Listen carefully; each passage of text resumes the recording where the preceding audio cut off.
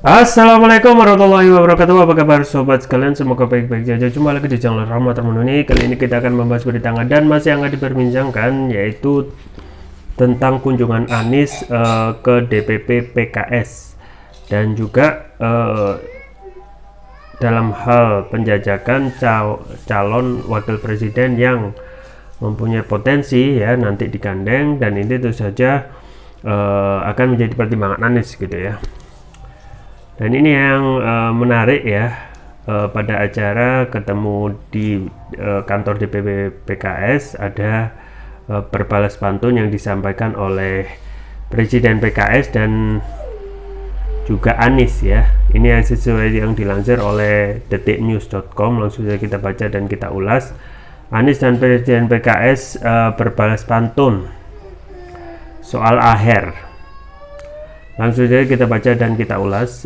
Jakarta, Anies Baswedan menghadiri acara pelatihan relawan advokasi PPKS di DPP PKS. Anies dan Presiden PKS Ahmad Saiku berbalas pantun. Awalnya Saiku menyampaikan sambutan soal pemilu 2024. Saiku berharap salah satu kader partai mampu menjadi pemimpin di Indonesia. Insya Allah saya terus menggerakkan roda partai ini dan memastikan siap berjalan untuk menghadapi tugas besar menyongsong pemilu dan Pilpres di 2024 yang akan datang, paper Saiku dalam sambutannya Minggu 30 Oktober 2022. Saiku kemudian menyinggung kehadiran Anies dan Ahmad Heriawan sebagai pembicara. Saiku berharap keduanya bisa berjodoh untuk memimpin bangsa Indonesia. Ada Pak Anies, Rashid Baswedan, juga ada Kang Aher. Mudah-mudahan bisa berjodoh untuk memimpin negeri ini. Sayang Kang Anies belum datang. Saya titip pantun saya buat beliau, katanya. Berbulak kalah dengan yang manis, segarkan badan sampai di leher. Terima kasih kepada Pak Anies bisa berbanding dengan Kang Aher, ucap Saiku. Setelahnya giliran Anies menyampaikan materi. Sebelum penyampaian inti, Anies membalas pantun Saiku. Saya boleh berpantun juga ya. Bersepeda dengan Kang Aher di jalan disalib oleh Bang Ahmad Saiku. Saya senang bertemu dengan para relawan. Siap kita sama-sama berjuang dan berjibaku, katanya. Lumayan ya. Sepeda berjalan sampai ke Penjaringan, berputar balik sampai ke Pasar Senen. Kang Aher berpasangan yang punya banyak kelebihan jadi pendamping istri ataupun pendamping calon presiden, sambung Anies. Untuk diketahui, acara seminar di kantor DPP PKS bertajuk pelatihan relawan advokasi PPKS, pemerlu pelayanan kesejahteraan sosial. Dalam agenda ini sambutan disampaikan oleh Presiden PKS Ahmad Saiku dan Kabid Kasos DPP PKS. Sementara narasumber acara akan diisi langsung oleh founder Indonesia Mengajar Anies Rashid Baswedan dan founder Migrant Care Anies Hidayah. Dalam acara ini juga turut hadir mantan Gubernur Jawa Barat Ahmad Heriawan sekaligus sebagai Wakil Ketua Majelis Syuro PKS. Ya, sobat sekalian, jadi ini adalah penjajakan ya untuk menentukan ya tentu saja cawapres yang saat ini ya berpeluang besar ya antara AHY dari Demokrat dan juga dari PKS yang tentu saja juga berharap bisa memajukan wakilnya, yaitu Ketua Dewan Wakil Ketua Majelis Syuro PKS, yaitu Ahmad Heriawan. Kita ketahui ya, Ahmad Heriawan atau AHER itu sudah malang melintang di dunia politik sebagai gubernur 2 periode ya, gubernur Jawa Barat, dan juga pengalamannya dalam berpolitik kalau dibandingkan dengan AHY lebih senior ya. Tapi kalau kita melihat popularitas dari AHY meskipun lebih senior AHER, tetapi dalam hal ini ya popularitas AHY lebih moncer daripada AHER ya.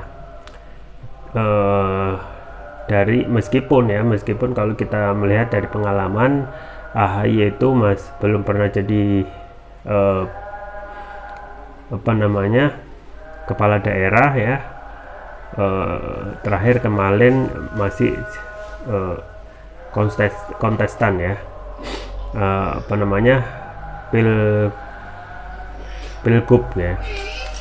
Nah, ini memang hal yang harus dilakukan gitu ya, dalam apa namanya, memperkuat koalisi yang kemungkinan beberapa waktu yang ke depan itu akan diumumkan ya. Koalisi ya, terakhir setelah ada koalisi yang sudah ada ya, kita ketahui sudah ada KIB, kemudian ya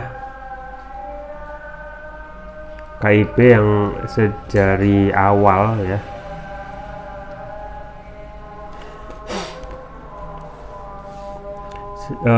KIB ya, dengan anggota itu ya Golkar, PAN, dan P3 ya.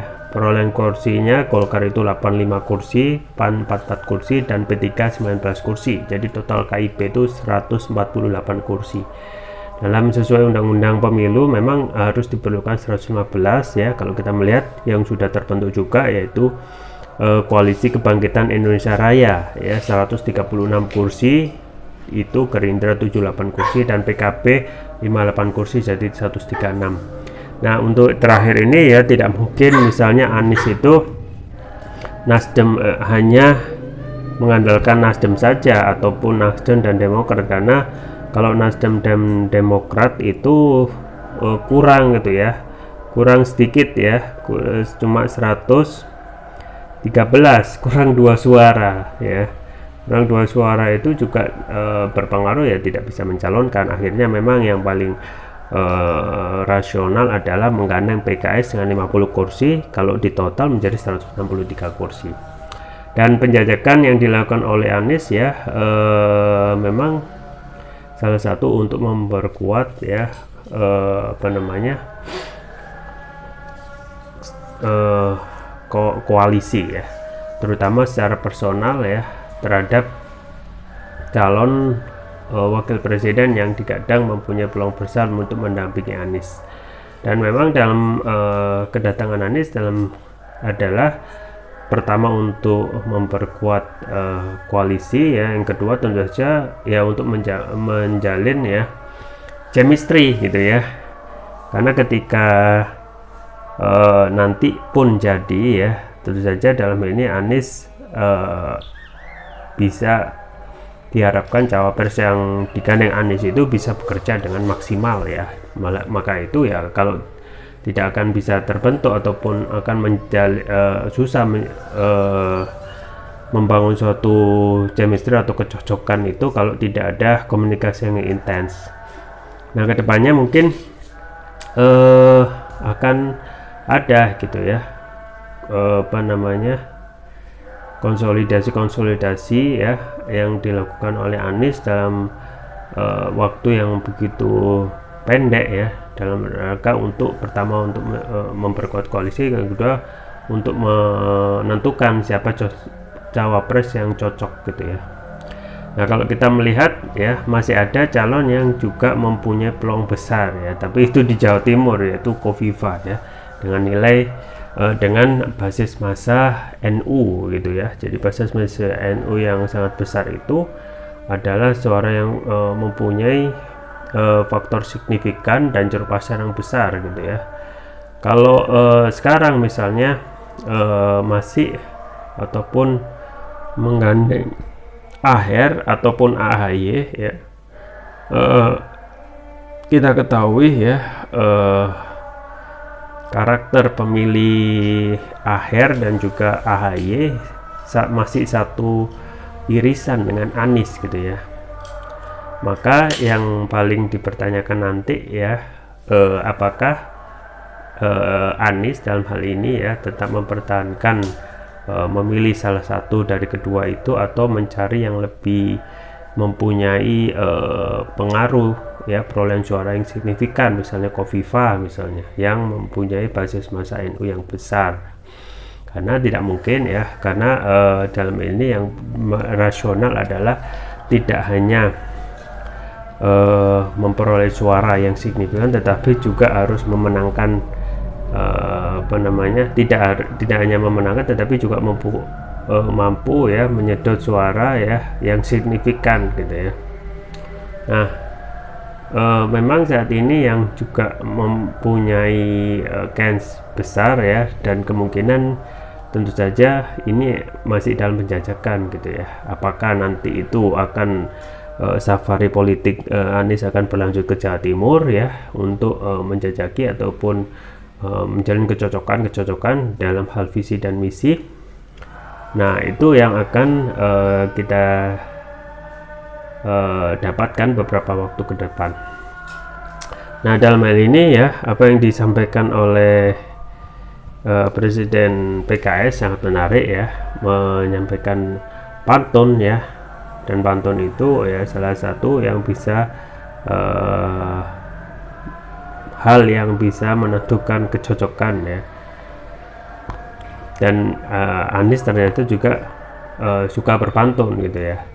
Nah, apakah yang keduanya yang dalam hal ini saling berbalas pantun ini akan berlanjut pada penentuan ya akhir sebagai cawapres ya, kita masih tanda tanya besar ya.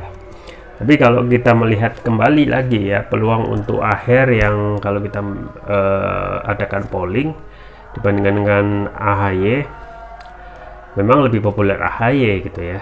Tetapi masih ada pertimbangan yang memberatkan dari koalisi ya untuk bisa ya menggandeng calon yang benar-benar bisa merengkuh suara yang banyak gitu ya, sangat signifikan ya. Salah satunya yaitu menggandeng ya calon yang mempunyai background NU ya, yang saat ini masih rasional dipilih, itu adalah Khofifah. Nah, apakah akan berlanjut ya safari politik ke Jawa Timur? We don't know gitu ya, kita tunggu saja. Dan saat ini bagaimana kriteria misalnya akhir ya yang mempunyai pengalaman malang melintang di dunia politik, itu so far so good ya. Artinya pengalaman dari pemerintah itu sesuai yang disampaikan oleh Pak JK, bahwasanya tidak perlu populer tetapi yang mempunyai kompetensi ya. Tentu saja akhir itu mempunyai kompetensi yang baik dalam hal urusan administrasi pemerintahan, dan kemungkinan juga bisa membantu ya kerja Anies Baswedan. Makanya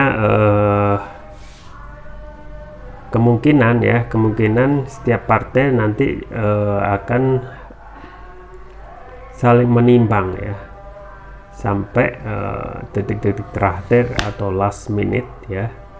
Kita tidak tahu, karena setiap partai sudah sangat kekeh gitu ya. Dan yang paling penting juga adalah jangan sampai koalisi ini ya menjadi kendor di waktu-waktu terakhir karena satu dan dua hal gitu ya. Karena dalam hal ini yang bisa menjadikan salah satu pesaing koalisi di luar koalisi istana ya koalisi ini ya, Nasdem, Demokrat, dan PKS. Kita harapkan ini akan tentu saja saling memberikan keuntungan ya. Dan yang paling penting lagi adalah bagaimana dalam hal ini ya biaya politik yang tinggi yang di belakangnya itu ada oligarki ya, oligarki atau yang bisa kita sampaikan adalah cukong ya.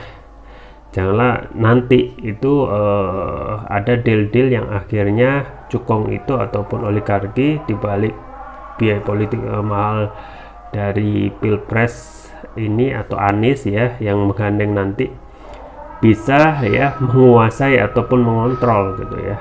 Dalam ini harus kita paham ya, biaya politik yang mahal ataupun tinggi ya untuk biaya presiden itu kita harus berpikir rasional ya. Ini adalah akar masalah ya, sumber korupsi yang menyebabkan korupsi itu tumbuh subur ya. Apakah kita kedepannya ingin terus menjadikan korupsi ini budaya bangsa, ataupun atau ya kita sudah hanya berubah gitu ya. Nah, momennya ini pas gitu ya. Kita harus melihat bahwasanya biaya politik mahal itu ya solusinya ya jangan ada misalnya anggaran itu jangan melibatkan oligarki gitu ya, tetapi lewat APBN yang dibayar rakyat yang nantinya tidak ada deal-deal politik setelah salah satu capres atau cawapres itu menang gitu ya. Nanti kalau benar-benar itu di belakangnya ada cukong yang sesuai disampaikan oleh Mahfud MD 90% pilkada itu biaya cukong, ya kita kembali lagi kepada kondisi sama seperti ini ya, bahwasanya nanti sesudah menang ada ya no freelance ya, tidak ada makan siang gratis, dan kebijakan itu ya kita khawatirkan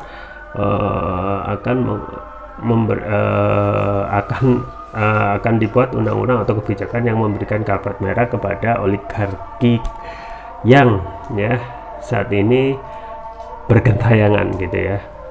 Banyak undang-undang yang menguntungkan asing dan asing, dan kita ya misalnya hanya mendapatkan sedikit dari sumber daya alam yang kita itu sebenarnya sudah bisa mengurus sendiri ya, mengolah sendiri untuk kepentingan rakyat ya. Nah, ini persoalan sistem ya, kembali lagi yang menjadi pokok bahasan kita, pokok bahasan yang harus kita sampaikan kepada rakyat adalah sistem ya, sistem yang saat ini ya bercokol kapitalis demokrasi. Selama sistem kapitalis demokrasi termasuk di dalamnya adalah demokrasi ya, dan politik biaya mahal, kita khawatirkan ya akan terjerumus lagi kepada lubang yang sama ya. Padahal muslim itu tidak layak dan tidak pantas muslim itu jatuh di lubang dua kali. Nah, kita tunggu saja ya supaya topik pilpres ini tidak melulu pada pilpres itu sendiri, tetapi bagaimana politik ini ya berjalan tanpa di belakang itu ada oligarki yang membiayai konsentrasi politik ini. Itu yang bisa saya sampaikan ya. Semoga bermanfaat. Jangan lupa like, share, dan subscribe. Sampai jumpa lagi. Wassalamualaikum warahmatullahi wabarakatuh.